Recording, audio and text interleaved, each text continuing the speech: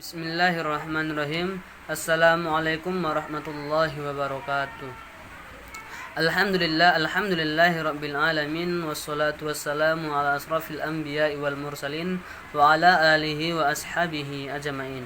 Pertama yang paling utama, marilah kita panjatkan kehadiran Allah Subhanahu wa taala yang mana Ia telah memberikan kita nikmat kesehatan dan kesempatan untuk bisa tatap muka walaupun lewat dari Android. Salawat beriringkan salam kepada ruh Nabi kita Muhammad sallallahu alaihi wasallam. Allahumma salli wa sallim wa barik alaih. Yang mana Ia telah membawakan agama kita ini dengan kalimat la ilaha illallah. Dan saya tidak lupa berterima kasih kepada Bapak Sakir Manik SAG SPD MA yang mana Ia telah memberikan kami sedikit tugas atau makalah yang berjudul Kepemimpinan Rasulullah sallallahu alaihi wasallam. Baiklah, kami dari kelompok 4 akan mempresentasikannya. Baiklah, pemateri pertama yang akan dibawakan oleh saudari kita Nur Aida Siregar. Assalamualaikum warahmatullahi wabarakatuh. Baik, terima kasih kepada moderator. Saya sebagai pemateri yang pertama yaitu menjelaskan karakter kepemimpinan Rasulullah sebagai manajer. Dalam Islam, suri teladan yang paling sempurna terdapat pada diri Nabi Muhammad SAW, seorang yang mempunyai sifat-sifat yang terlalu terjaga dan dijaga oleh Allah Subhanahu wa taala. Seorang yang mempunyai sifat-sifat yang terlalu dijaga dan dijaga oleh Allah Subhanahu wa taala, sifat-sifat yang ada pada diri Nabi Muhammad dan ada juga pada Rasul. Terdapat juga pada Rasul. Sifat yang dimaksud dikenal dengan sebutan sifat wajib Rasul. Sifat wajib Rasul merupakan cerminan karakter Nabi Muhammad SAW dalam menjalankan tugasnya sebagai pemimpin umat. Yang pertama yaitu siddiq. Nabi Muhammad SAW mempunyai banyak sifat yang membuatnya disukai oleh setiap orang yang berhubungan dengannya dan yang membuatnya menjadi pujaan para pengikutnya. Sewaktu mudanya, semua orang Quraisy menamakannya Siddiq dan Amin. Beliau sangat dihargai dan dihormati oleh semua orang termasuk para pemimpin Makkah.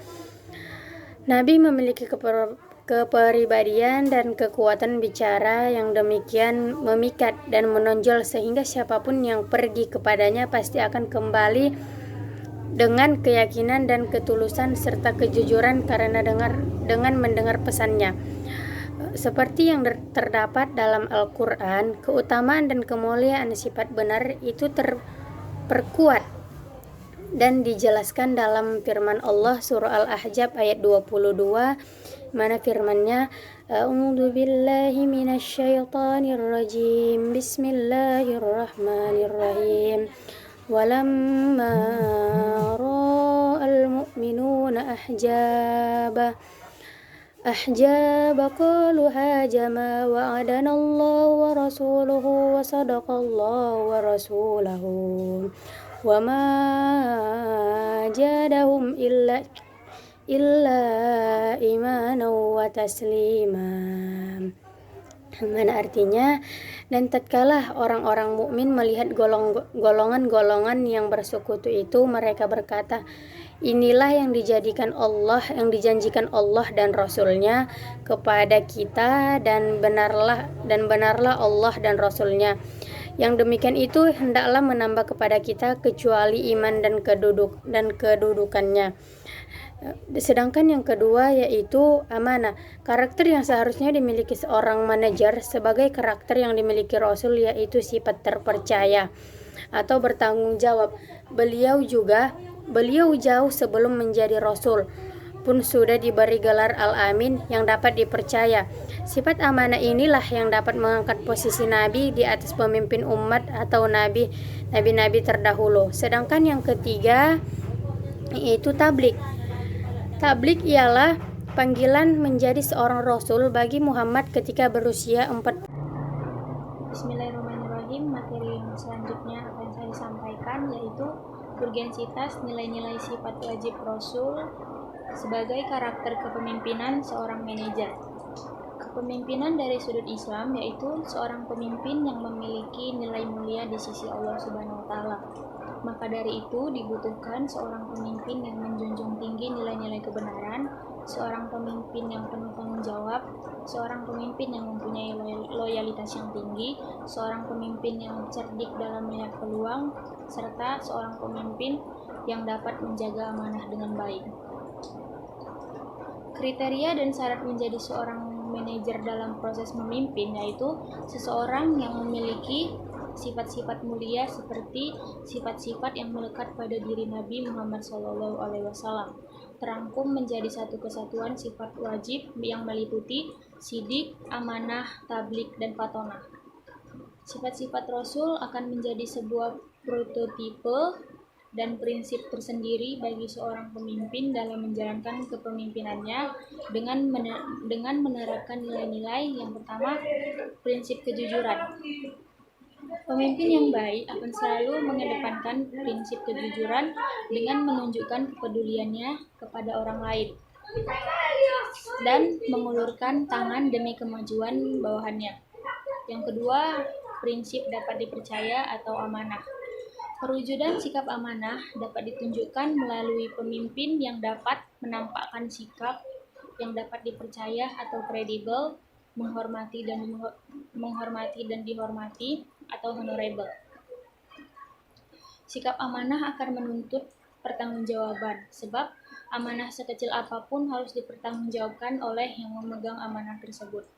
Yang ketiga, ada prinsip komunikatif atau tabligh. Seorang pemimpin dikatakan sukses apabila di antaranya telah berhasil membangun komunikasi yang efektif antara dirinya dengan bawahannya.